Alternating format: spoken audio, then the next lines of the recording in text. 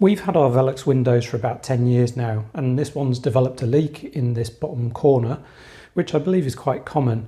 Now the problem is that there's a rubber seal around the top of the unit, so you can see it there, and this gets quite sort of brittle over time and lets in water. So what I did was just put some blue-tac in a corner, and that proved to me that the leak did go away whilst that was in place. So that was my test, just to make sure that putting some permanent seal on this would actually do the job. So I've got this silicone seal here, which is also an adhesive. It's low modulus and should last for many years without needing to reapply it. I'm putting together all the stuff that I need in a box so I can go onto the roof. Take plenty of stuff with you just so you don't have to go in and out. Certainly take some paper towels.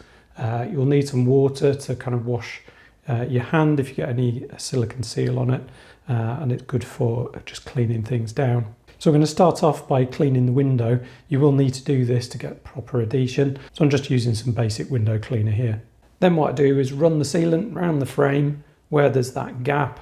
Just run it through, and you can wet your finger and sort of push it into place just gently, and that'll create quite a good seal down the edges. Now I could have been a bit tidier here. I should have used a bit of masking tape. It doesn't look too bad, and obviously these are skylights, so people aren't looking up all the time to see how it looks.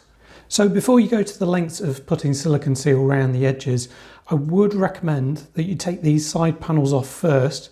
And what you're doing is sliding these down, then check down the side here. So what you might find is that there's a ton of dirt down here that's actually causing a blockage for the water running down. And where you've got those screws poking up, it's actually letting water seep down into the frame.